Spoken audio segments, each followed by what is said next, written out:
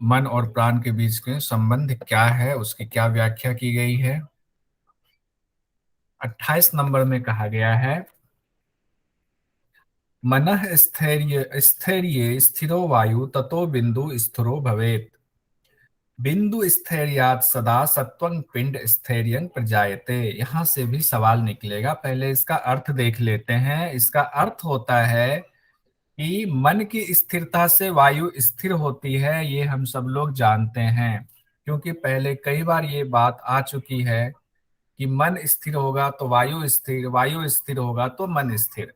अब यहाँ कह रहे हैं कि मन की स्थिरता से वायु स्थिर होती है, और उससे क्या होता है, बिंदु स्थिर होता है। यहाँ बिंदु का अर्थ लगाया गया है रज और वीर्य से। और बिंदु की स्थिरता से, बिंदु स्थिर याद सदा, बिंदु की स्थिरता से क्या होता है, पिंड यहाँ कहा गया है शरीर को, शरीर में स्थिरता आती है और शक्ति आती है। यानी शरीर जो है, शक्ति से तात्पर्य कहा गया है कि धैर्य आता है, योग की तरफ बढ़ने का हमारा जो साहस है वो बढ़ता है।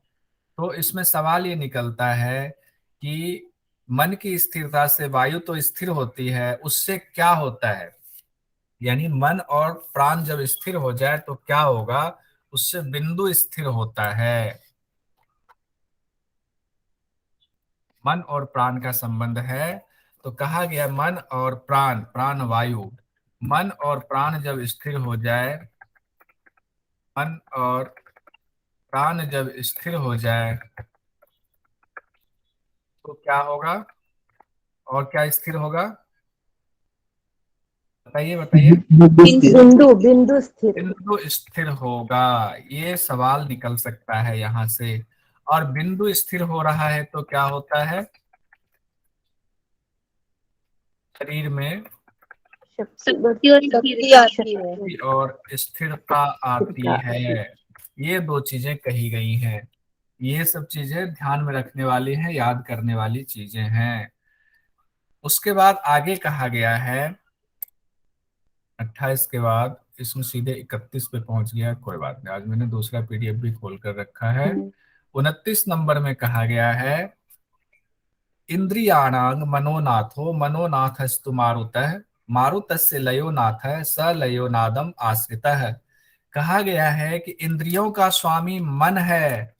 तो पूछा जा सकता है कई बार सवाल में, इंद्रियों का स्वामी कौन है, मन है। मन को क्या कहा गया है, उभय इंद्रिय कहा गया है।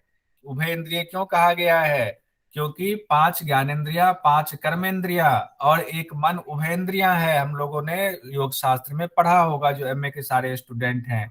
तो मन को उभयेंद्रिय कहा गया और मन को इंद्रियों का स्वामी कहा गया। तो यहाँ सवाल निकलता है कि मन जो है वो इंद्रियों का स्वामी है। अगर सवाल आ गया कि इंद्रियों का स्वामी कौन है, तो इंद्रियों का स्वामी मन है।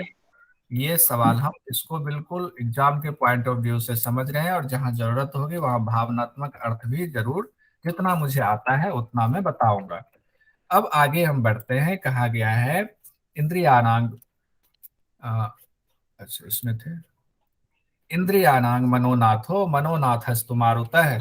मन का स्वामी वायु है। अब कहा गया है इंद्रियों का स्वामी मन है, और मन का स्वामी कौन है, मन का नाथ वायु। वायु है। अब देखिए इसमें संबंध कितना अच्छा बताया गया है, मन का स्वामी वायु है। क्यों वायु है, आगे कहा गया था, चले वाते चलम चित्तम, चित्तम से कर तो मन, मन कहे, मन को ही चित्त भी कह दिया गया है कई जगहों पर। कल भी बात हुई थी कि मन को कई जगहों पर चित्त कहा गया, हालांकि अलग अलग पुस्तकों में चित्त की परिभाषा अलग अलग है।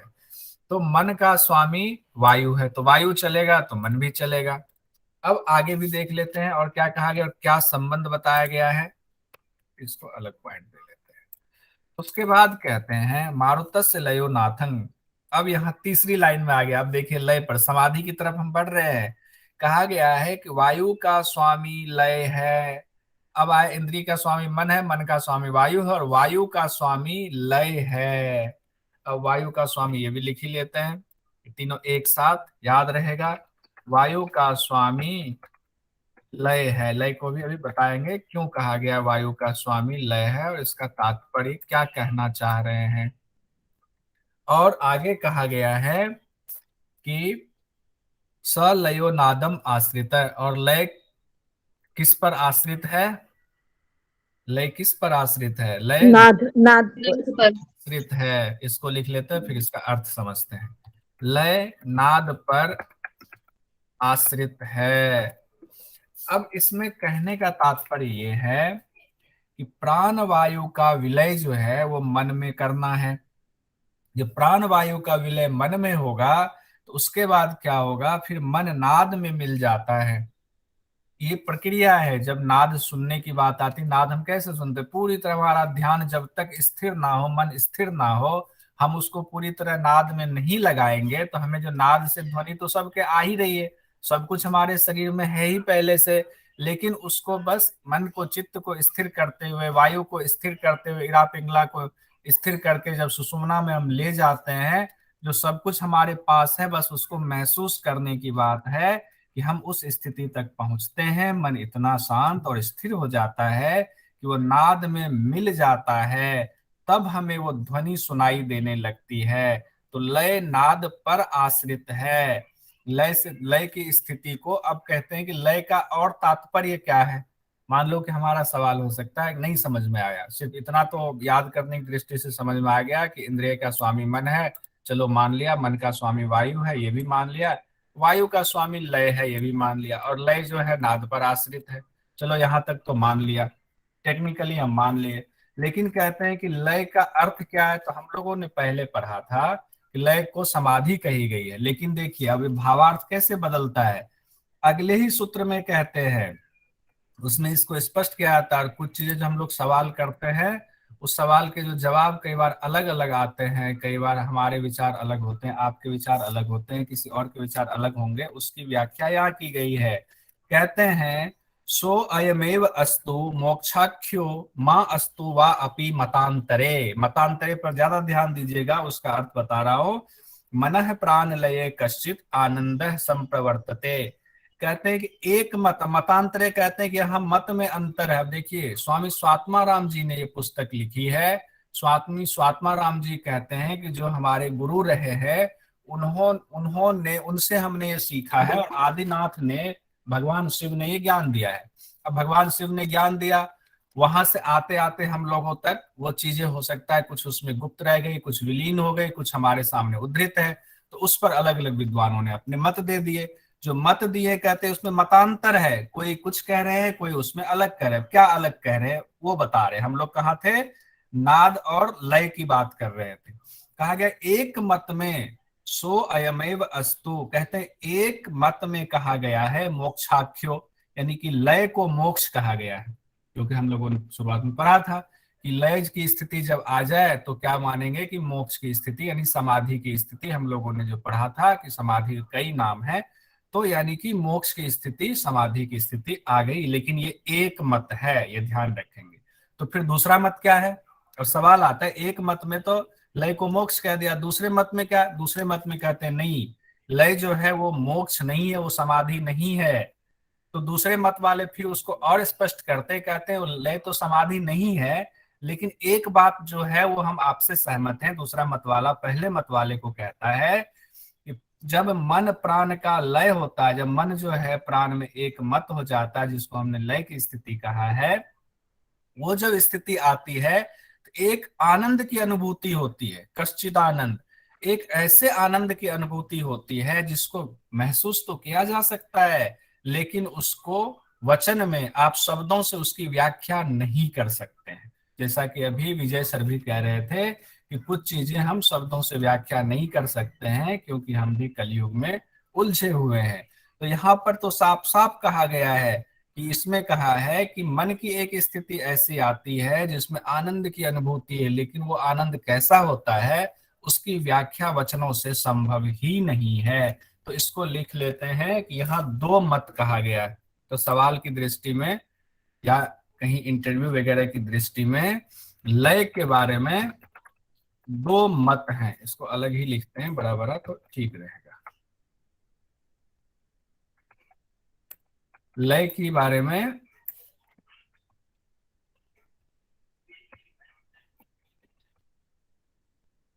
दो मत हैं। पहला मत क्या है बताइए, पहला मत क्या है? मोक्ष। लय को मोक्ष माना है। कि लय की लय स्थिति मोक्ष है। लय क्यों मोक्ष बता दिया गया है। मोक्ष यानी समाधि भी कह सकते हैं, यानी समाधि की स्थिति बताया गया है। अब जो दूसरा मत कहता है वो कहता है कि नहीं, लय जो है ये मोक्ष नहीं है। मतांतर दूसरा मत ये कहता है कि लय मोक्ष नहीं है। हम नहीं मानते कि लय मोक्ष, यानी मन और प्राण जो है मिल गया तो मोक्ष नहीं है। ठीक है, मन स्थिर हो गया, चित्त स्थिर हो गया, लेकिन इसको मोक्ष थोड़ी कहेंगे।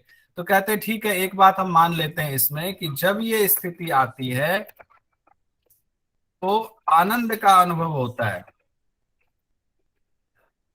और वो आनंद कैसा होता है उसे शब्दों से बयां नहीं किया जा सकता है।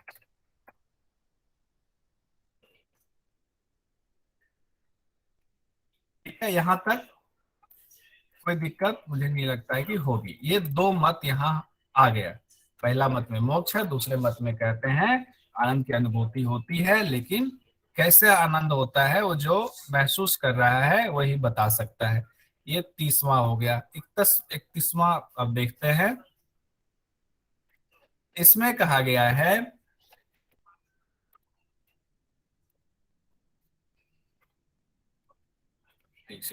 प्रनष्ट श्वास निश्वास प्रध्वस्त विषय ग्रह निश्चेष्टो निर्विकारश्च लयो जयति योगिनाम। अब इसमें थोड़ी सी और व्याख्या कह रहे हैं, जिनका श्वास प्रश्वास निरुद्ध हो गया हो। अब श्वास प्रश्वास निरुद्ध होने से यहाँ तात्पर्य है कि जिनका इड़ा और पिंगला से जो श्वास प्रश्वास अभी चल रहा है वो निरुद्ध होकर के सुषुम्ना में चला गया है। इसका तात्पर्य ये है कि जिनका श्वास प्रश्वास निरुद्ध का अर्थ लगाना है कि जिनका प्राण अब सुषुम्ना में जाकर के बाद में आएगा, लिखा हुआ है कि स्थिर हो जाता है। तो जब श्वास प्रश्वास निरुद्ध हो जाता है तो क्या होता है, विषय भोगों की ओर हमारी प्रवृत्ति नहीं जाती, विषय भोग हमें रह ही नहीं जाता है हमारे अंदर। अब हमें विषय की तरफ जाने की जरूरत ही नहीं पड़ती है। तब क्या होता है, अब आगे बता रहे हैं। कहते हैं निश्चेष्टो निर्विकारश्च, जो चेष्टा रहित हो जाता है, यानी कि विकार और विकार खत्म हो जाता है। चेष्टा क्या, किसी चीज को करने की चेष्टा, चाहे दैहिक चेष्टा हो चाहे मानसिक चेष्टा हो। हालांकि ज्यादातर पुस्तकों में चेष्टा को दैहिक चेष्टा, दैहिक क्रियाओं से जोड़ा गया है, और कई पुस्तकों में दैहिक के साथ साथ मानसिक चेष्टा भी जोड़ा गया है। कहते हैं ना दैहिक चेष्टा रह जाती है ना मानसिक चेष्टा रह जाती है जब सुषुम्ना में प्राण जाता है, लेकिन शब्द कहा गया है श्वास प्रश्वास का निरुद्ध होना। और निर्विकार हो जाता है, वो विकार सारे खत्म हो जाते हैं, अब कोई चिंतन का विषय नहीं रहता है। लयो जयति योगिनाम, तब लय की प्राप्ति हुई है ऐसा मानना चाहिए। अब यानी कि एक तरह से लय का स्वरूप बताया जा रहा है। हम इसको लिख लेते हैं लय का स्वरूप, जिसको शब्दों से तो नहीं बताया जा रहा है, लेकिन कहते हैं लय का स्वरूप क्या होता है, थोड़ा थोड़ा उसको बता रहे हैं। लय का स्वरूप, अब लय के स्वरूप के बारे में क्या कहा गया है बताइए। श्वास प्रश्वास निरुद्ध होने से। निरुद्ध हो गया। अब पहला तो ये हुआ, श्वास प्रश्वास निरुद्ध हो गया तो क्या होगा, विषय रहित, चेष्टाएं रहित, विषय रहित, विषय रहित हो जाएगा। और क्या होगा, चेष्टा रहित हो जाएगा। विकार रहित। चेष्टा दोनों ही तरह का, चेष्टा चेष्टा रहित हो गया। उसके बाद क्या हो गया, निर्विकार हो जाएगा। ये इसका स्वरूप बता रहा है, निर्विकार हो जाएगा।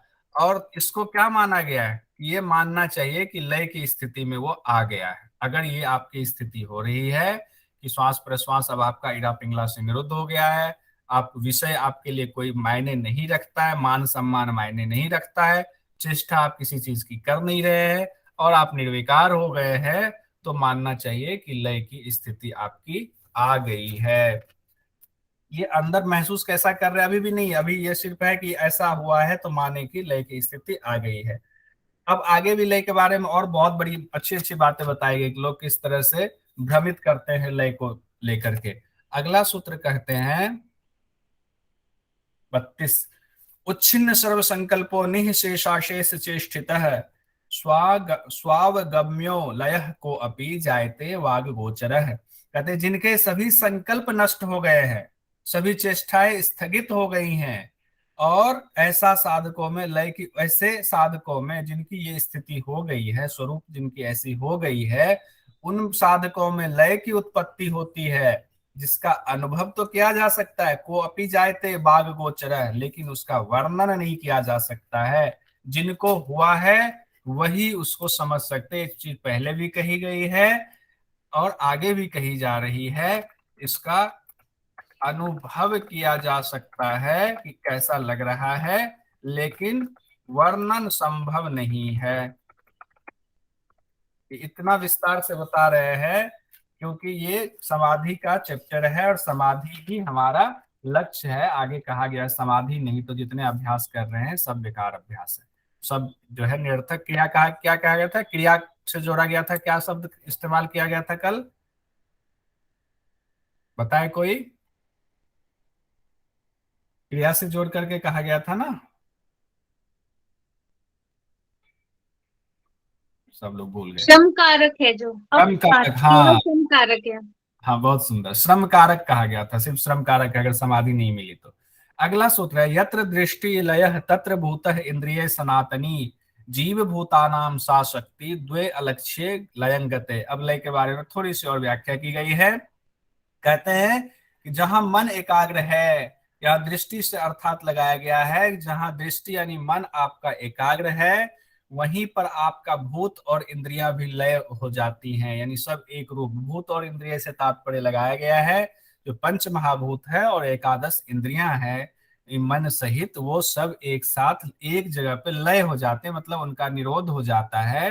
तब क्या होता है, जीव भूतानाम सा शक्ति, उस जीव की शक्ति, उस भूत की शक्ति, जीव का अर्थ यहाँ आत्मा से लगाया गया है। भूत की शक्ति जो आत्मा के अलावे जो प्रकृति हमारी है, जो सूक्ष्म शरीर है, जिसमें इंद्रिय इंद्रिय की चर्चा ऊपर कर दी गई है, उसके अलावे जो तत्व बचते हैं, उन तत्वों की शक्तियां, ये दोनों शक्तियां, यानी कि जीव और भूत से यहाँ तात्पर्य दो लगाए गए, द्वय कहा गया, द्वय का अर्थ प्रकृति और पुरुष हो गया यहाँ पर। तो दोनों की शक्तियां जो है ब्रह्म तत्व में लीन हो जाता है।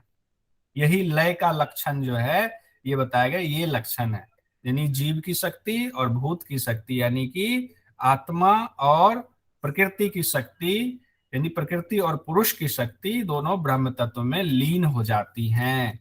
आगे कहा गया है लय का लक्षण स्वरूप अगले में बताया गया है। लक्षण स्वरूप क्या बताया गया, लयो लय इति प्राहु की दृशम लय लक्षणम, कितना अच्छा कहा गया। अपुनर्वास न उत्थान लयो विषय विस्मृत है। अब कहते हैं कि लय लय तो कहते हैं, बहुत सुना है लय लय लय लय, लेकिन ये लय है क्या, इसका लक्षण क्या है, क्या है ये लय, इसका लक्षण क्या है? ये पहला लाइन यही है। अरे मैं 36 पे, यहाँ कहा 34 पे घट गया, कोई बात नहीं, इसमें आते हैं।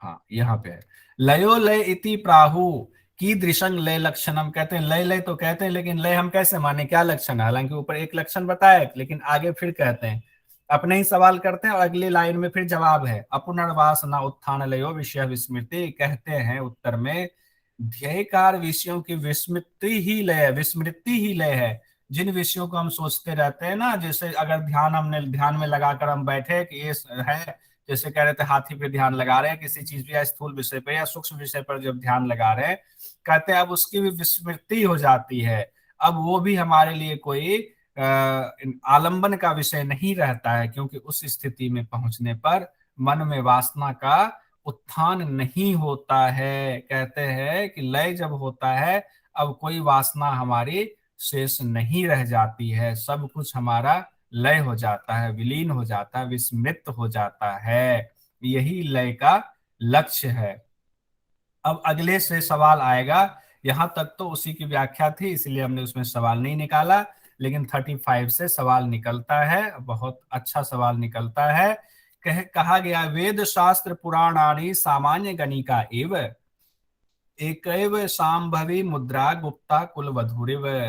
अब यहाँ पर सवाल जो शाब्दिक और भावात्मक दोनों अर्थ है, कहा गया है कि वेद शास्त्र को कहाँ पर सामान्य गणिका कहा गया है, या सामान्य गणिका की तुलना किससे की गई है? वेद शास्त्र से की गई है, या उल्टा के पूछ देगा वेद शास्त्र को क्या कहा गया है, सामान्य गणिका, या और तीन चार ऑप्शंस दे दिया जाएगा। तो वेद शास्त्र की तुलना सामान्य गणिका से की गई है। क्यों की गई है, इसका जो भावात्मक अर्थ है वो पहले अगली लाइन देख लेते हैं। एकैव सांभवी मुद्रा गुप्ता कुलवधुरी। अब यहाँ सांभवी मुद्रा की चर्चा कर रहे हैं। कहा गया कि केवल एक सांभवी मुद्रा ही कुलवधु के समान गुप्त है योगियों के लिए, यानी योगियों के लिए सांभवी मुद्रा कुलवधु के समान है। क्योंकि वेद शास्त्र पढ़ करके उसका अर्थ यूं ही समझा देना तो आसान है, लेकिन सांभवी मुद्रा को योगी लोग जो अनुभव करता है वो सिर्फ अपने अंदर रखता है, और जो उसके लिए अनुकूल होता है, जो शिष्य जो लगता है कि नहीं ये उसके लायक है, जिसकी चर्चा हम लोग पहले भी कर चुके हैं कि किनको वो ज्ञान देना चाहिए, सिर्फ उन्हीं को देते हैं, जन सामान्य को नहीं देते हैं। लेकिन वेद शास्त्र देखते हैं, कहीं पे भी वेद शास्त्र की चर्चा हो रही होती है लाउड स्पीकर लगा करके, और उसमें प्रवचन चलता रहता है, लेकिन सांभवी मुद्रा की चर्चा ऐसे नहीं होती है। योगी लोग उसको अनुभव करते हैं, और जो उपयुक्त छात्र होता है, जो शिष्य होता है, जो उसके लायक होता है, सिर्फ उन्हीं को वो विद्या बताई जाती है। ये इतनी गुप्त रखी जाती। कुलवधु क्यों कहा गया है कि कुल की जो वधु होती है उनकी कोई चर्चा हम सार्वजनिक तौर पर नहीं करते। कोई अगर कुछ अंदर कुछ गलती भी होती है तो सार्वजनिक तौर पर सब कहते नहीं नहीं चुप रहो चुप रहो चुप रहो, नहीं कुल वधु के बारे में कोई चर्चा नहीं करेंगे। तो बाहर सब चुप्पी चुप्पी लाद देते हैं, क्योंकि उनसे क्या होता है कि कुल की जो स्थिति है वो कहीं कलंकित ना हो जाए। ऐसा अगर सांभवी मुद्रा किसी गलत आदमी के हाथ में लग जाए, जिन्होंने पहले का अभ्यास नहीं किया है, जिनका मन शांत नहीं है, वो इसका गलत तरीके से पेश कर सकता है, इसका फायदा ना उठा करके इसको इसका दुरुपयोग कर सकता है। इसीलिए कहा गया। अब यहाँ से सवाल हम लोग नोट कर लेते हैं, मैं भी थोड़ा इधर उधर ज्यादा जाने लगा। तो अब इस पे निकल लेते हैं सीधा कि वेद शास्त्र की तुलना किससे की गई है, बताइए किससे की गई है। सामान्य गणिका।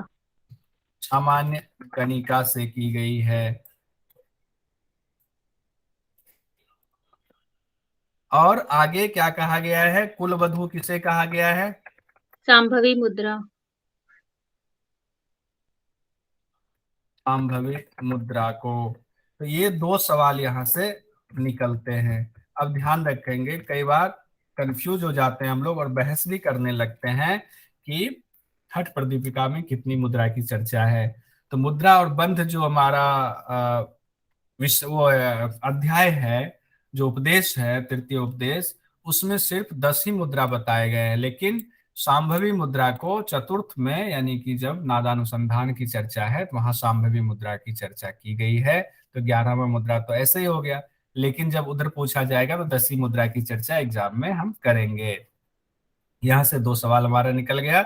अब अगला देखते हैं, नेक्स्ट सूत्र क्या है। 35 हो गया वेद शास्त्र, हाँ अनंतर लक्षण। अब सांभवी मुद्रा के बारे में बता रहे हैं, सांभवी मुद्रा क्या है और इसमें क्या भेद है। आगे फिर खेचरी मुद्रा भी बताया जाएगा। कह रहे अंतर लक्ष्यम बहिर्दृष्टि निमेष उन्मेष वर्जिता। कहते हैं अंदर लक्ष्य है कहते हैं ना अंदर लक्ष्य है, हमारे अंदर, अपने अंदर, और दृष्टि बाहर है। यानी कई बार अगर सांभवी मुद्रा करते हुए योगी को हम देख ले तो हम कहेंगे ये तो कहीं और देख रहे हैं, पता नहीं कहाँ देख रहे हैं, आंखें तो आधी खुली आधी बंद है, कहीं ये नजर तो है। लेकिन नजर सिर्फ बाहर है, लेकिन लक्ष्य अंदर है। निमेष उन्मेष वर्जित है, यानी कि पलकें नहीं झपका रहे हैं, इसी को निमेष उन्मेष वर्जित है। इसका भावात्मक अर्थ भी अभी देखेंगे, समझाया गया बहुत अच्छे से। ऐसा सा सांभवी मुद्रा वेद शास्त्रेषु गोपिता। यही वेद शास्त्रों में गुप्त रूप से सांभवी मुद्रा कही गई है। अब इस पहले तीन शब्द को लिख लेते हैं। अंतर्दृष्टि, बहिर्दृष्टि, अंतर लक्ष्य, अंदर लक्ष्य, बाहर दृष्टि। अगर एक लाइन में कहीं पर आ जाता है कि सांभवी मुद्रा इनमें से किनको कहेंगे, तो अंदर, बताइए, लक्ष्य। अंदर, मैं देखिए बहुत अच्छा, अंदर मैं गलत लिख रहा था, लक्ष्य, और बाहर दृष्टि। दृष्टि से ही सांभवी मुद्रा कहा गया है। अब इसकी व्याख्या आगे बहुत अच्छे से की गई है, बहुत सुंदर व्याख्या की गई है। और इसके बाद जो खेचरी के साथ इसकी तुलना की गई है वो भी अद्भुत है, कि खेचरी में और इसमें क्या अंतर है बेसिक रूप में, आध्यात्मिक रूप में, वो भी बताया गया है। अगला सूत्र हमारा है अंदर लक्ष्य 37। हाँ, अब देखिए आगे क्या कहा गया है। अंतर लक्ष्य विलीन चित्त पवनो योगी यदा वर्तते। कहा गया कि अंदर जो लक्ष्य है वो चित्त प्राण में लीन होता, तो अंदर का लक्ष्य क्या है? आत्मा है। संभवी मुद्रा का हम लोगों ने कई शास्त्रों में पढ़ा हुआ है, या कि घेरण संहिता में पढ़ा हुआ है, कि जब समाधि की स्थिति आती है और जो कुंडलिनी शक्ति हमारे सुषुम्ना में प्रवेश करती है, तो चंचल होती है, संभवी मुद्रा लगा करके उसका ध्यान करना होता है। क्योंकि संभवी मुद्रा में चित्त इतना स्थिर हो जाता है, चित्त और प्राण इतना लीन हो जाता है कि उस चंचल हम कुंडलिनी को भी पकड़ पाते हैं कि कहाँ पे है, हम उस पर ध्यान लगा पाते हैं। क्योंकि उसमें कहा गया था घेरण संहिता में कि मूलाधार में दो जगह वहां बताया गया था आत्मा का स्थान, एक मूलाधार में भी बताया गया था और एक आज्ञा चक्र में भी बताया गया था। तो उसी तरीके से यहाँ कह रहे हैं, समझने के लिए सिर्फ मैंने उसका यहाँ पर दृष्टांत दिया है कि अंतर लक्ष्य विलीन चित्त पवनो योगी सदा वर्तते यदा वर्तते, कि अंदर जो लक्ष्य है वो लक्ष्य आत्मा है, और उस लक्ष्य को देखते हुए चित्त और प्राण को लीन करके उस लक्ष्य पे हम लग जाते हैं, यदा वर्तते, उस पे लगे रहते हैं उस लक्ष्य पे। उसके बाद कहते हैं दृष्टया निश्चला तार्या, दृष्टि बाहर होती है बहिर्द पश्यन अपश्यन अपि। अब यहाँ पे शाब्दिक अर्थ भी समझाया गया है। कहा कि दृष्टि जो बाहर होती है ना, जैसे आप अगर सांभवी मुद्रा लगाकर बैठे हुए हैं तो आप, या आपको कोई देख रहा है, आप किसी को देख रहे हैं, अगर सांभवी मुद्रा लगाए हुए योगी को या योग साधक को, आपको लगेगा कि वो बाहर देख रहा है, लेकिन होता क्या है, वो देख बाहर नहीं रहा होता है।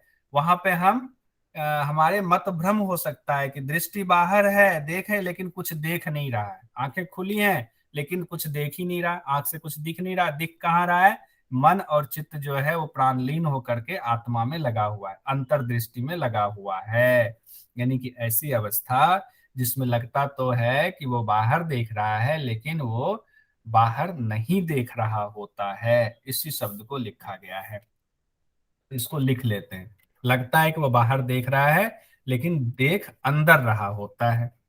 अब कहा गया है अंदर कहाँ लक्ष्य है?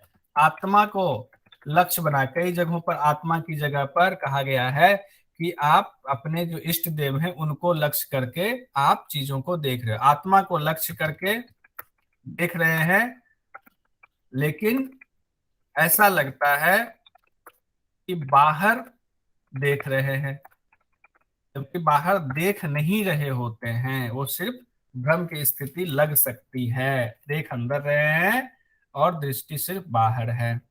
उसके बाद अगला कहते हैं मुद्रेयांग खलु सांभवी भवती सा लब्धा प्रसादात गुरु। कहते हैं यह सांभवी मुद्रा होती है जो कि गुरु के प्रसाद से हमें प्राप्त होती है। अब यहाँ पर गुरु की चर्चा आ गई। कितना भी हम लोग शास्त्र पढ़ लें, कोई मुझसे पूछे सांभवी मुद्रा लगाना सिखा दीजिए, हम नहीं सिखा सकते हैं, क्योंकि ये गुरु कृपा से ही प्राप्त हो सकती है। गुरु ही इसकी गूढ़ रहस्य को बता सकते हैं। आगे कहते हैं शून्य शून्य विलक्षणम स्फुरति तत्तत्वं परम सांभवम। तब शून्याशून्य जो विलक्षण स्थिति होती है, जिसमें कोई निरालंब, कोई अवलंबन नहीं रह जाता है, वो जो विलक्षण स्थिति है, जिसे परम पद भी कहा जाता है, जिसे भगवान शिव भी कहा जाता है, वो प्रकाशित होता है। उसी को कई जगहों पर शिवोहम वाली स्थिति भी कही गई है। अब अगला है, हाँ, अब इसमें कहते हैं इससे क्या यहाँ सवाल आ सकता है कि ऐसी स्थिति प्राप्त होने पर, ऐसी स्थिति प्राप्त होने पर क्या होता है?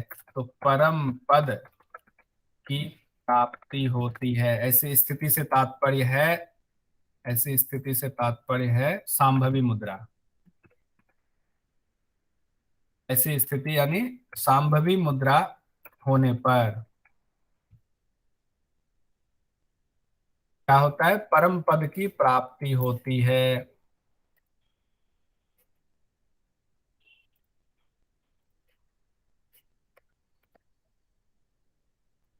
अब आगे कहते हैं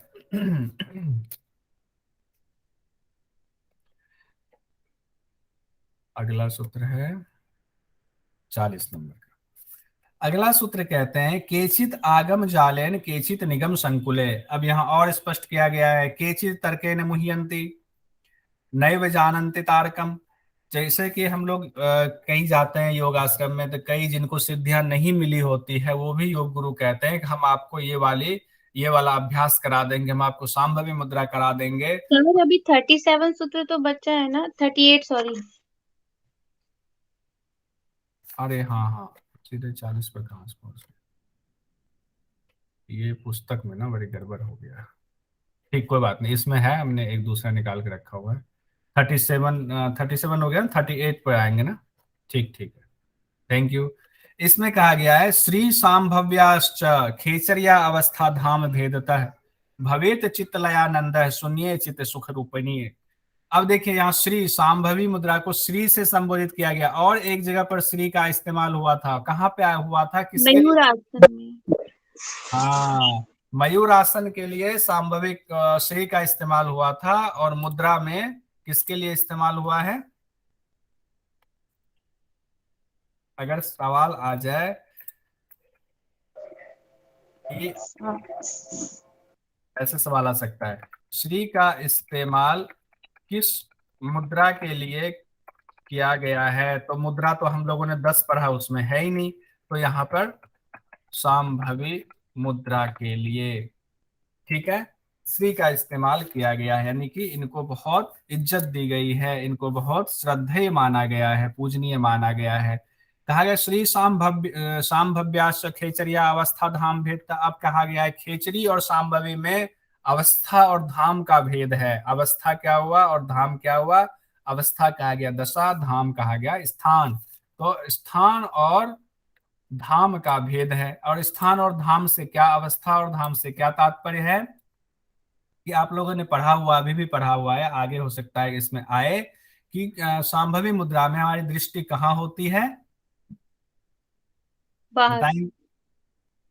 दृष्टि बाहर, बाहर कहाँ पे, कोई जगह है? भूमध्य। नहीं, इसमें आज्ञा बताया चक्र। गया है नासिका, नासाग्र। नासाग्र। नासाग्र। सांभवी मुद्रा में होती है नासाग्र दृष्टि होती है, और खिचड़ी मुद्रा में कहाँ होती है? उसमें भूमध्य में कहा गया है, उसमें हम जीव को अंदर भूमध्य वाले स्थान यानी व्योम चक्र पे ले जाते हैं, भूमध्य होता है। अब सांभवी में कहते हैं कि अंतर हम आत्मा को देखते हैं, और इसमें कहा गया है कि आत्मा को नहीं देखकर क्या करते हैं, व्योम चक्र से रस का पान कर रहे होते हैं। तो ये कहते हैं ये अंतर तो जरूर है दोनों क्रियाओं को करने में, लेकिन क्रिया को करने में अंतर के बावजूद दोनों का फल एक जैसा है। भवेत चित्तलयानंद, क्या होता है, दोनों में ही चित्त जो है वो शून्य में लय हो जाता है, और दोनों शून्य में लय हो जाता है तो फिर क्या होता है, शून्य चित्त सुख रूपिणी। कहते हैं कि चित्त जो है सुख स्वरूप हो जाता है, दोनों में भेद होने के बावजूद चित्त जो है सुख स्वरूप हो जाता है, ये दोनों का फल एक ही है। तो सांभवी मुद्रा, सांभवी और खेचरी में स्थान और पहले अवस्था ही कहा गया, अवस्था और स्थान, अवस्था और स्थान यानी यहाँ तात्पर्य अगर बहुत आसान शब्दों में कहे कि उनकी क्रियाविधि में अंतर होने के बावजूद, स्थान में अंतर होने के बावजूद दोनों का फल एक ही है। क्या है फल? क्या है फल बताइए? चित्त शून्य में लय हो जाता है। चित्त सुख स्वरूप हो जाता है। लय हो गया तो लय होने पर क्या होगा, चित्त सुख स्वरूप हो जाता है। लय हो जाता है, अगर सवाल लय वाला आ गया तो लय वाला दे दीजिएगा, अगर चित्त सुख स्वरूप हो जाता है, दोनों का फल एक जैसा क्या होता है, एग्जाम में आ जाए तो दोनों का फल एक जैसा होता है, चित्त सुख स्वरूप हो जाता है। अब आगे कहते हैं 39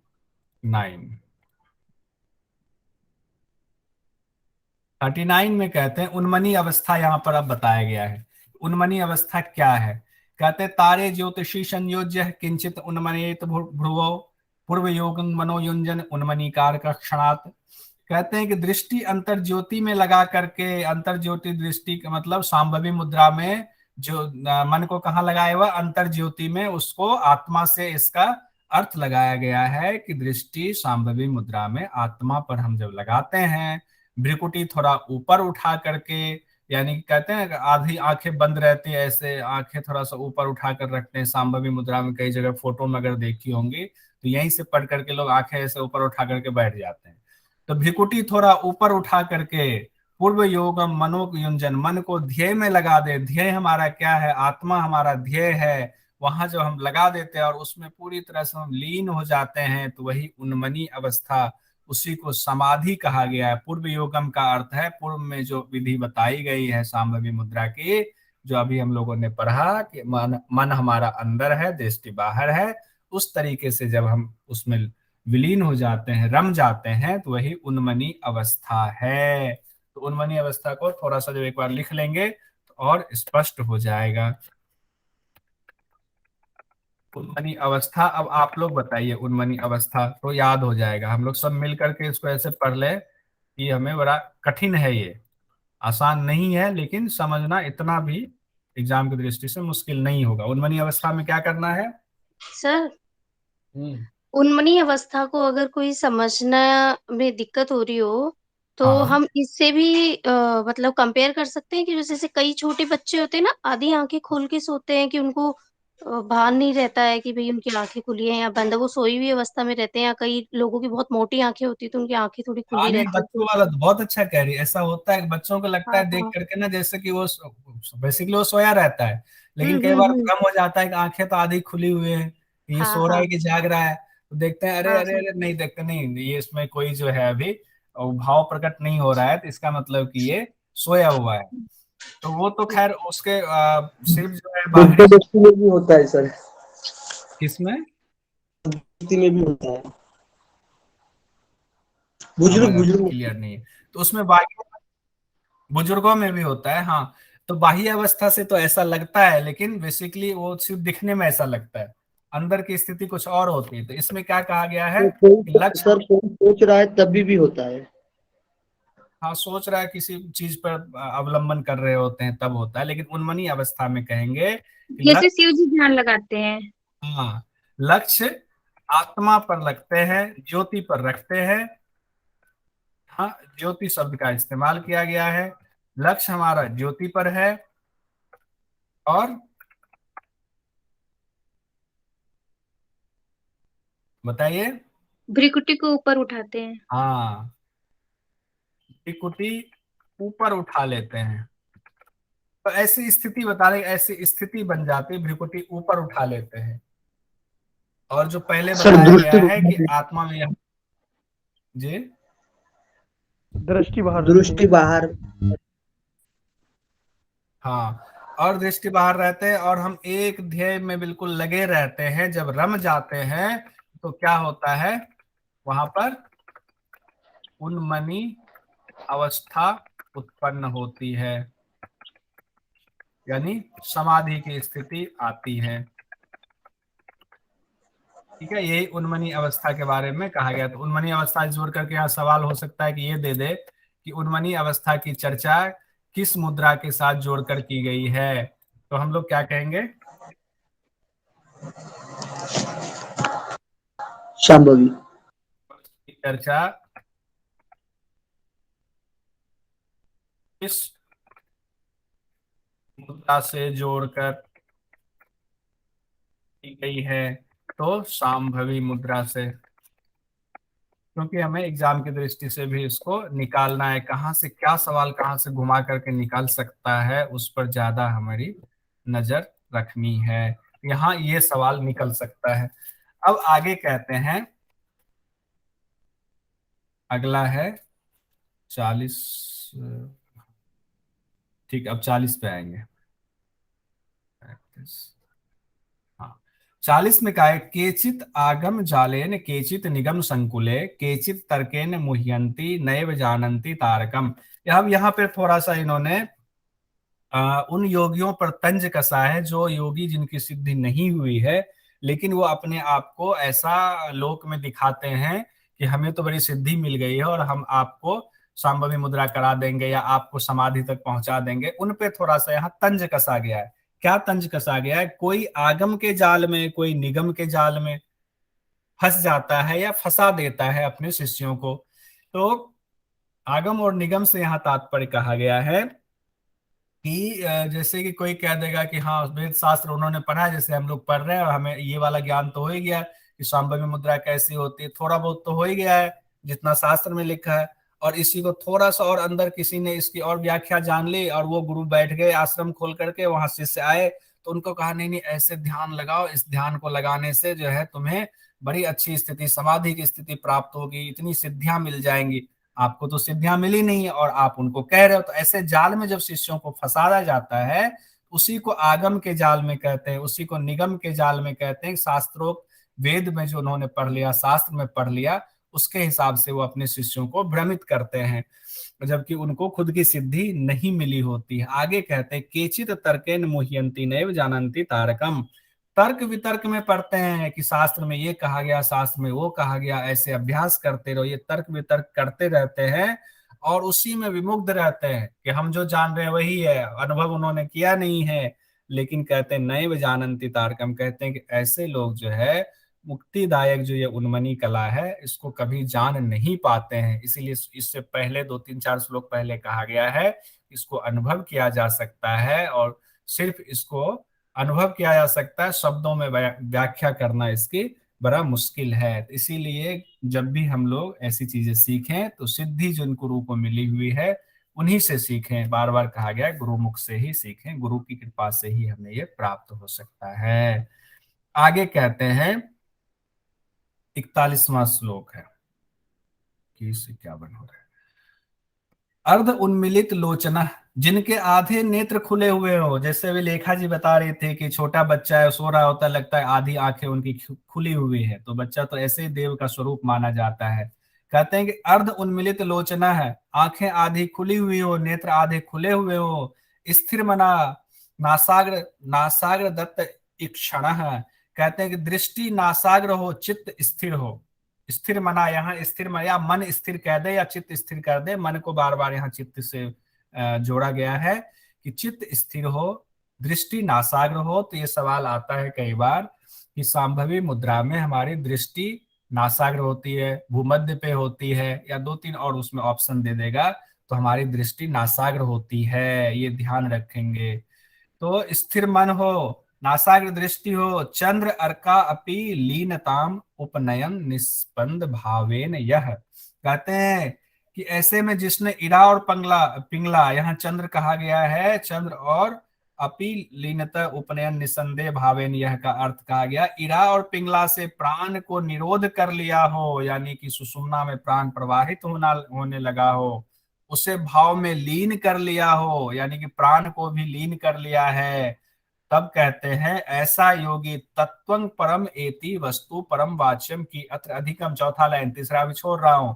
ऐसा योगी उस परम तत्व की स्थिति को प्राप्त हो जाता है। और कैसे स्थिति को? तब तीसरी लाइन में आते हैं ज्योति रूपम शेष बीजम अखिलम दैदीप्य मानम परम, कि उसका स्वरूप कैसा है, किसको प्राप्त कर लेता है? कहते हैं जो ज्योति के स्वरूप है, यानी आत्मा को अब वो पहचान लेता है, आत्म स्वरूप में आ जाता है। शेष बीजम अखिलम, कहते हैं जो संपूर्ण जगत का मूल है, जो संपूर्ण जगत का कारण है, जो संपूर्ण जगत का बीज है, वो ज्योति स्वरूप। और दैदीप्यमान कैसा है? तेजोमय है। मतलब यहाँ एक तरीके से जो परम पद है, जो आत्मा है, उसके स्वरूप की थोड़ी सी व्याख्या की गई है कि वो ज्योति स्वरूप है, वो संपूर्ण जगत का बीज है, कारण है, और वो तेजोमय है। ऐसे परम पद को हम प्राप्त कर लेते हैं। थोड़ा सा इसको भी लिख लेते हैं, बड़ा अच्छा लग रहा है ये लाइन। अर्ध उन्मूलित आंखें, नासाग्र दृष्टि, और इसको अगली स्लाइड में लेते हैं क्योंकि थोड़ा सा ऐसे स्थिति बताई गई है। बताइए बताइए। आंखें आधी खुली हुई, नासाग्र नेत्र दृष्टि, आधी खुली हुई, ठीक है, नेत्र आधी खुली हुई, और क्या है? नासिका दृष्टि, स्थिर है, और आपने कहा नासिका पर दृष्टि है। चित्त तेजोमय बताया गया है इसमें। चित्त तेजोमय नहीं है, चित्त को तेजोमय नहीं बताया गया है। तो सर किसको, ज्योति मुख स्वरूप, को? ज्योति स्वरूप तेजोमय कुछ अभी बोला था ना सर आपने। तेजो स्वरूप कहा गया, आत्मा को तेजो स्वरूप, उसकी थोड़ी सी अच्छा व्याख्या की गई है। अच्छा उसके अच्छा। बाद कहते हैं इरा और पिंगला का जिन्होंने निरोध कर लिया है और सुषुम्ना में प्राण प्रवाहित कर लिया है, कहते हैं इरा पिंगला का निरोध कर प्राण को सुषुम्ना में प्रवाहित कर लिया है। बार बार आ रहा है, प्राण सुषुम्ना में प्रवाहित कर लिया है, उससे परम पद, ये कहा गया है ना। जी नहीं सर, मंद होगा, निरोध नहीं होगा। क्या होगा? मंद होगा, निरोध नहीं होगा सर। हाँ, निरोध पूरी तरह नहीं, मंद ठीक है, मंद शब्द कह सकते हैं, निरोध से पहले की स्थिति मंद है। यहाँ कहा गया है चंद्र अर्का अपि लीनताम, तो लीन लीन कर दिया तो एक तरह से निरोध भी उसका अर्थ निकाल सकते हैं। लीन तो कर दिया ना उसको सुषुम्ना में, तो निरोध तो हो गया, इरा पिंगला से निरोध हो गया, सुषुम्ना में चला गया। क्यों, इस पर आपत्ति है आपको? बताइए, अगर है तो आपके पास कुछ अलग अच्छी जानकारी है तो उसको हम ले लेंगे। जी निरोध का मतलब तो सर्वथा रुक जाना है। अच्छा, सुषुम्ना में प्राण गया तो वहां तो रुक ही जाता है ना, आगे इसमें आएगा जो, इसको चलिए हम यहाँ टिक लगा देते हैं और आपका वाला मंद लिख देते हैं, लेकिन आगे इसको जो व्याख्या और की गई है ना सूत्र में, तो वहां रुकने की बात भी कही गई है। ठीक है, तो इरा पिंगला को मान लीजिए कि मंद करके प्राण सुषुम्ना में ले गया, हालांकि जगह जगह सुषुम्ना में प्राण ले जाने को मंद करना की जगह निरोध ही कर लिया गया है, कहते फिर इरा पिंगला चलता नहीं है। तो उससे जो परम स्थिति, परम तत्व प्राप्त होता है, परम तत्व प्राप्त होता है, वो कैसा होता है? ज्योति स्वरूप। वो ज्योति स्वरूप होता है, और जो संपूर्ण जगत का कारण है। संपूर्ण जगत का बीज शब्द इस्तेमाल किया गया है। बीज है, कारण है, या संपूर्ण जगत का उत्पत्ति का कारण है वो, और दैदीप्यमान में यानी कि तेजोमय। तेजोमय है। ये इसकी व्याख्या की गई है। ये तीन चीजें कही गई हैं कि ऐसा है ये, उसे परम तत्व का की प्राप्ति होती है। ठीक है, अब आगे बढ़ते हैं, आगे क्या और कहा गया है? सर जी, लेखा जी बताएं। थोड़ा से इससे रिलेवेंट है हाँ, बहुत अ, बढ़िया। कि मत्स्येंद्र नाथ योगी जो थे, और उस उन योगी के जो अनुयायी रहे हैं ना, जो कनफड़ योगी कहलाते हैं, वो इसी मुद्रा में ध्यान हम्म, लगाते हैं। और अभी किसी एक एग्जाम का नाम मुझे नहीं पता, किसी एक एग्जाम में ये क्वेश्चन आया था, तो अच्छा। इस मुद्रा के बारे में और इस स्थिति के बारे में, तो अगर इससे रिलेवेंट आता है तो उनके जो व्याख्या हम पढ़ते हैं, उनकी जीवनी जो पढ़ते हैं ना, उसमें ये चीज आती है। हालांकि अभी इस टाइम पे वो रिलेवेंट नहीं है, लेकिन वैसे रिलेवेंट है, तो मुझे लगा कि मैं नहीं नहीं, शेयर अच्छा है, करूँ आपसे। मतलब एक बार फिर से आप इसको क्लियर कीजिए, बहुत अच्छी जानकारी है, ऐसे जिनके पास जानकारी है सब लोग जरूर शेयर करें। एक बार और फिर से बताइए। जो मत्स्येंद्र नाथ योगी रहे हैं ना, जी। उनके जो अनुयायी रहे हैं, उनके जो शिष्य रहे हैं, उनको कनपटा योगी भी कहा जाता है। वो हाँ, इसी करेक्ट प्रकार बताइए। की स्थिति में योग साधना किया करते थे। तो ये क्वेश्चन बना था कि उनकी स्थिति क्या रहती थी, या क्या किस प्रकार से वो साधना करते थे, तो उनकी स्थिति अच्छा, ये वाली रहती थी, हाँ, तो ध्यान इस, की। हाँ, इसमें तो या तो उसमें दिया होता होगा, या तो सांभवी मुद्रा दिया होता है, या नेत्र आदि खुली हुई, चित्त स्थिर, हाँ, नहीं, नासिका दृष्टि। शांभवी मुद्रा ही, हाँ, स्थिति यही रहती थी उनकी। हाँ, ये जो तीन बातें कही गई है, ये तीन हाँ बात। हाँ। ठीक है, बहुत बढ़िया। तो थैंक इसीलिए मैं एग्जाम की दृष्टि से सवाल निकालता जाता हूँ जहां से जो कंप्लीट हो जाए, कुछ छूट ना पाए। बस एक एक और ले लेते हैं, उसके बाद खेचरी मुद्रा शुरू होगा, सांभवी हमारा यहाँ पर कंप्लीट हो जाएगा। अगला कहा गया है, इसके बाद जिनका जो सवाल होगा ना वो भी ले सकते हैं। हाँ, यहाँ पर दिवा वाला कहाँ चले, 20 कहाँ से आ गया, चलिए इसमें आते हैं दूसरे वाले में।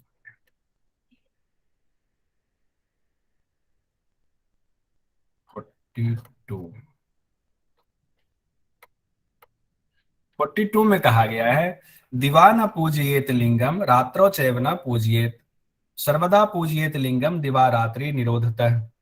अब यहाँ निरोधता शब्द का इस्तेमाल किया गया है, कहा गया दिवा न पूजयेत लिंगम। अब कई जगहों पर इसका बड़ा शाब्दिक अर्थ ऐसे लगा दिया गया है कि दिन में जो है आत्मा का ध्यान नहीं करना है, रात में भी आत्मा का ध्यान नहीं करना है। जब कहा गया कि जब रात दिन जो है निरोध हो जाए तब आत्मा का ध्यान हमेशा करो। अब इसका अर्थ अगर भावात्मक लें तो दिवा का अर्थ यहाँ पिंगला कहा गया है। दिवा मतलब दिवाकर से लिया गया, सूर्य से लिया गया, इसीलिए इसको सूर्य नारी मानते हैं। और उसके बाद रात्रि का अर्थ कहा गया है इरा नारी। तो कहा गया कि इरा और पिंगला में से कोई एक चल रहा, अगर इरा चल रहा है तो भी हमें ध्यान वाली स्थिति में, कहते हैं ना एक जो जनरल जो हम लोगों के बीच में एक बात प्रचलित है, वो कहते हैं कि ध्यान कब लगाए, जब दोनों श्वास बराबर चले तब ध्यान लगाए। ऐसा कहते हैं कि दोनों देखो, दोनों नाक ठीक से चल रही है, हाँ अभी तो दोनों श्वास चल रही ठीक से, कहा अब ध्यान लगाओ, बड़ा अच्छा ध्यान लगेगा। तो उसका गूढ़ रहस्य यहाँ बताया गया है।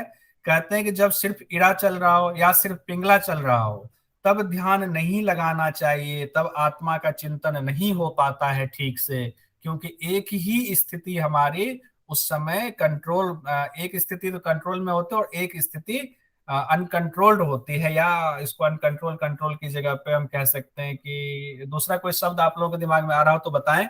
नियंत्रित अनियंत्रित। हाँ हाँ, अनियंत्रित, यानी कि एक डोमिनेंट होती है। सूर्य डोमिनेंट होगा जब सूर्य सिर्फ चलेगा, या चंद्र चलेगा तो चंद्र डोमिनेंट होगा।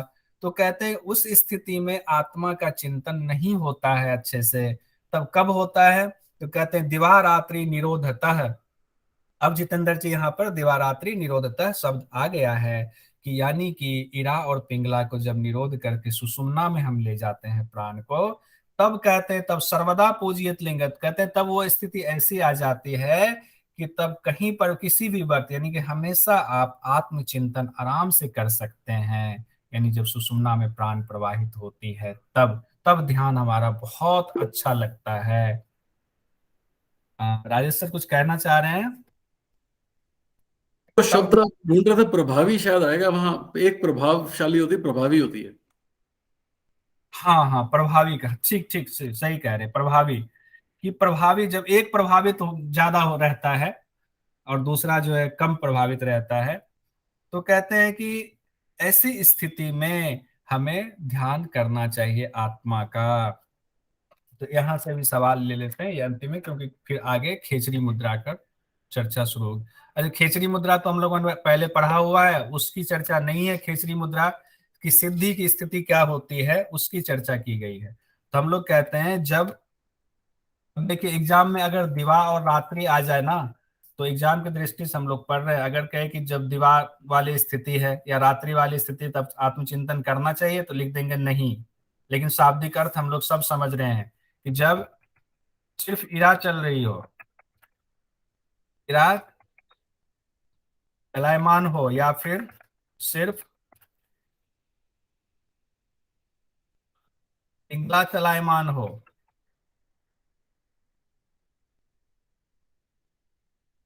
तो आत्मचिंतन नहीं होता है। और आगे क्या कह रहे हैं? जब इरा पिंगला दिवा रात्रि का निरोध हो जाता है तो सर्वदा मतलब हमेशा आत्मचिंतन होता है। तब आराम से आत्मचिंतन की स्थिति में आप पहुंच जाते हैं, वो आपके लिए सुलभ रास्ता बनता है। इसका कोई और व्याख्या कर सकता है क्या अच्छे से? इससे भी अच्छी व्याख्या लेखा जी? सर आप बहुत अच्छे से कर रहे हैं। नहीं, बताइए इसमें वो, मतलब मैं यहाँ पर शिक्षक वाली स्थिति में नहीं रहता हूँ, मैं भी सीखता हूँ। सब मिलजुल करके पढ़ेंगे तभी हम चीजों को अच्छे से समझेंगे और एग्जाम में अच्छे नंबर ला पाएंगे। राजेश सर आप बताएं, इस पर कुछ प्रकाश डालें। नहीं सर, मैं समझने की कोशिश कर रहा हूँ सर। बहुत अच्छा चल रहा है सर, आप बताइए। अच्छा अच्छा, ठीक है। सर सर आपने दोनों चलते टाइम में आत्मचिंतन अच्छा होता है क्या, ऐसे बोला था क्या?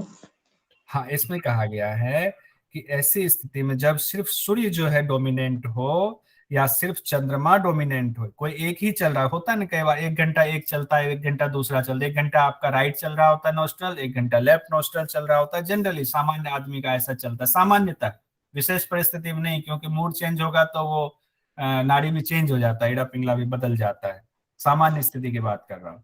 तो उस समय कहता है कि सिर्फ एक जब डोमिनेंट हो तब हमें आत्मचिंतन यानी आत्मा का ध्यान नहीं होता है, तब अच्छे से आत्मा का ध्यान नहीं होता है। लेकिन जैसे ही उसका निरोध हो जाता है, इरा और पिंगला का, प्राण सुषुम्ना में चला जाता है, तब कहते हैं सर्वथा पूजियत लिंगन। ऐसी स्थिति में जब आप ध्यान करते हैं तो वो ध्यान बहुत अच्छा होता है, आत्मचिंतन बहुत अच्छा होता है, ये कहना चाह रहे हैं यहाँ पे। इसका सर ये मेरा कहने का मत था कि पिंगला और ईडा दोनों चल रहे साथ में, तब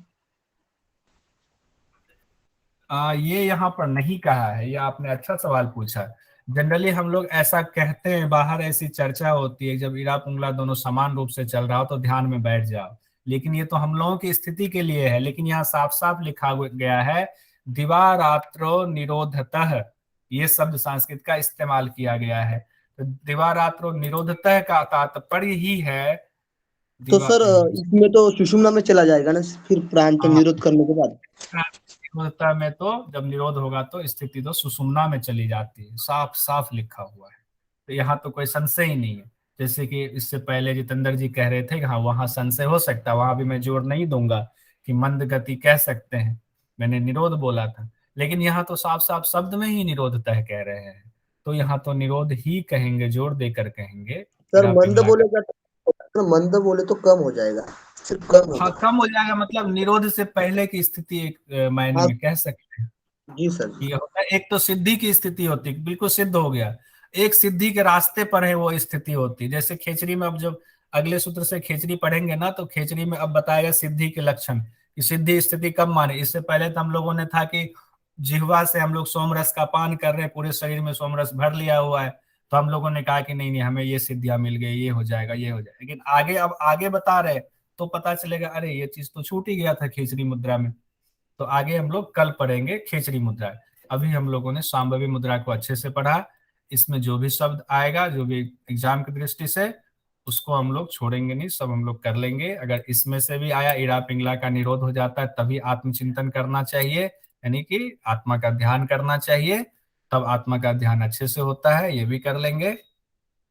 और इसमें अच्छा इसका क्या दिया हुआ है इंग्लिश में, one should not meditate on the linga atman the day, यहाँ पे डे और नाइट से दे दिया हुआ है, but should always contemplate after restraining both. यहाँ पे देखिए, यहाँ भी शाब्दिक अर्थ इन्होंने लगा दिया हुआ है, स्वयं सूर्य और पिंगला इज वर्किंग। अच्छा, एक तरह से अंदर में कहा भी है, ठीक है कोई बात नहीं, हम लोगों ने दोनों अर्थ देख लिया हुआ है। किन्हीं का कोई सवाल है तो आगे वो ले लेते हैं सवाल, नहीं तो फिर कोई कुछ सवाल बताना चाह रहे हो, ये सवाल इसमें से आ सकता है, कुछ छूटा हुआ है तो वो भी बता सकते हैं।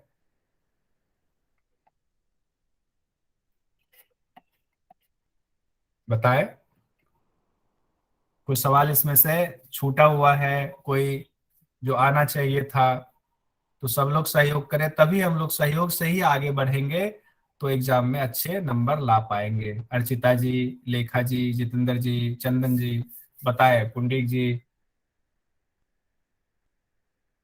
सर आप कुछ छोड़ते ही नहीं है, बहुत अच्छे से एक्सप्लेन कर रहे हो, और हर टॉपिक को पकड़ के, मतलब रहता है ना बाल की खाल निकालना, तो इस तरीके से रहेगा तो कुछ नहीं छूटेगा। सारा कवर हो रहा है सर, बहुत लेकिन अच्छे से इसका पढ़ा बाद रहे हैं। में रिवीजन करना भी जरूरी होगा, ठीक है? बस जी 2 मिनट जी और ले लेता हूँ, दो जी मिनट सर। में हम लोग जितना आज पढ़े हुए एक बार उसको रिवाइज कर ले तो बहुत अच्छा रहेगा। अब यहाँ से एक एक करके सब लोग जल्दी से 2 मिनट के अंदर कर दीजिए। अर्तिजा अर्चिता जी पढ़िए इसको जरा, पहला स्लाइड जो स्क्रीन पर है इसको पढ़िए, जल्दी पढ़ाइए, पढ़ना नहीं पढ़ाना है। सर अभी तो कुछ दिख ही नहीं रहा है। अच्छा, मैंने वो स्क्रीन स्टॉप कर दिया क्या? अच्छा, मैं बस एक सेकंड में,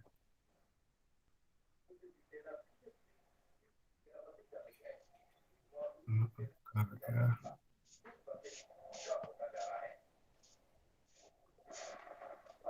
यहाँ से अब आ गया। हाँ जी सर। हाँ पढ़ाइए जल्दी से, जल्दी जल्दी फटाफट। मन और प्राण का संबंध। मन और प्राण जब स्थिर हो जाए तो क्या होगा? बिंदु स्थिर होगा। बिंदु स्थिर होगा तो शरीर में शक्ति और स्थिरता आती है। इंद्रिय का स्वामी कौन होता है? इंद्रियों का स्वामी मन होता है और मन का स्वामी वायु होता है। वायु का स्वामी लय है। लय नाद पर आश्रित है। ठीक है, तो ये समझ में आ गया, इंद्रिय का स्वामी मन है। मन, अब सवाल यहाँ से आ सकता है, एक सवाल ये आता है, दूसरा सवाल ये आ सकता है, मन का स्वामी कौन है? मन का स्वामी वायु है। वायु का स्वामी कौन है? वायु का स्वामी लय है, और लय नाद पर आश्रित है। सवाल दे लय किस पर आश्रित है? नाद पर आश्रित है। अब आगे बताइए, बंटी जी बताइए, इसको पढ़ाइए जल्दी से। लय के बारे में दो मत है। पहला मत है लय को मोक्ष यानी समाधि की स्थिति बताया गया है, और दूसरा मत बताता है लक्ष्य मोक्ष नहीं है। जब ये लय हाँ, लय मोक्ष नहीं है। जब ये स्थिति आती है तो आनंद का अनुभव होता है। उसे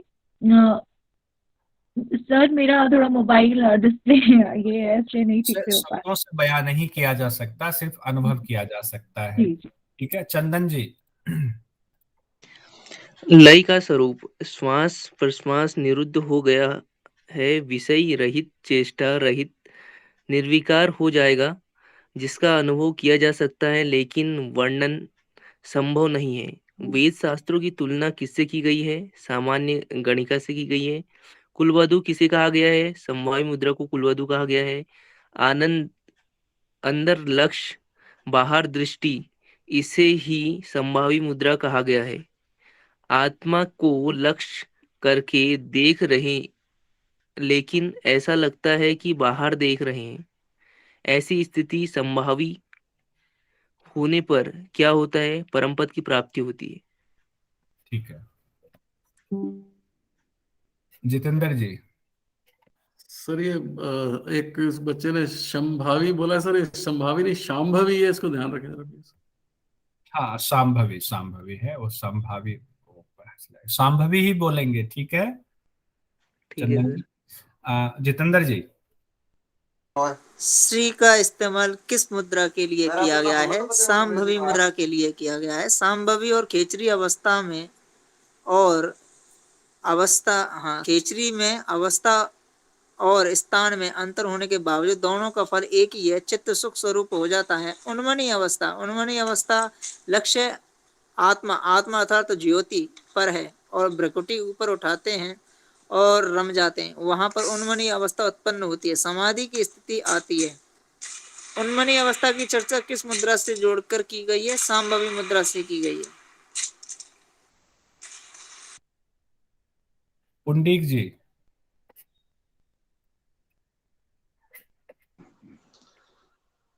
सर ये शांभवी की विशेषता है क्या?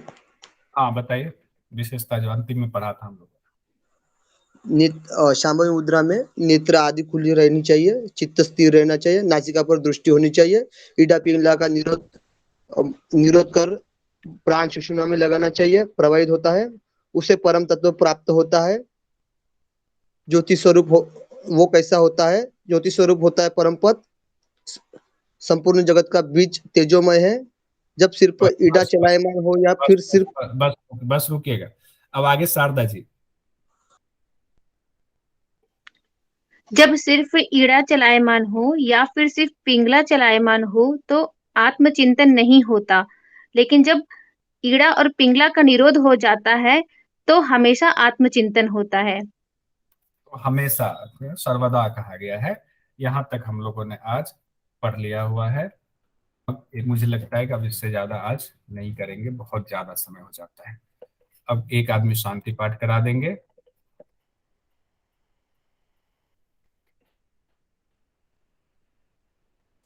सर जी प्रीति जी। वो भारती माली जी आज नहीं आए लगता है। भारती माली जी शायद नहीं जुड़ी थी आज। आपने नहीं ग्रुप में मैसेज भेजा था, नहीं आया क्या मैसेज? नहीं। अच्छा, जैसे आएंगे, मेरी नजर पड़ी थी कि लेकिन आज आई नहीं है। तो लेखा जी से पूछ सकते क्या? लेखा जी को भी अगर कोई आइडिया है तो। तो मैं लेखा जी का नंबर आपको भेज दूंगा, आप ठीक लेखा जी से बात करें। ठीक ठीक ठीक है है लेखा जी, कोई दिक्कत तो नहीं आपको? नहीं सर, बिल्कुल कोई दिक्कत लेखा नहीं। जी को कुछ बात करनी है एमए के संबंध में उसे। हाँ जी, हाँ जी, बिल्कुल। ठीक है। तृप्ति जी, जी सर प्रणाम। शांति पाठ करा दीजिए। जी सर, आप जहाँ पे बैठे हो उस वहीं पर ध्यानात्मक अवस्था में बैठ जाइए। गर्दन सीधी, रीढ़ की हड्डी सीधी, दोनों आंखें सहजता से बंद। अपना पूरा लक्ष्य बाहरी विचारों से खींचकर उसको अंतर लक्ष्य में लेके आइए। धीरे धीरे प्राणों को देखिए। जो प्राण हमारी गहराई तक जा रहा है उसे महसूस कीजिए। हर आते हुए प्राण और हर जाते हुए प्राण को देखिए। उसमें सकारात्मकता आ रही है और जाते हुए उसमें नकारात्मक निकल चुकी है। जब हमारा मन शांत हो रहा तो एक गहरी सांस भरकर ओम का उच्चारण करेंगे।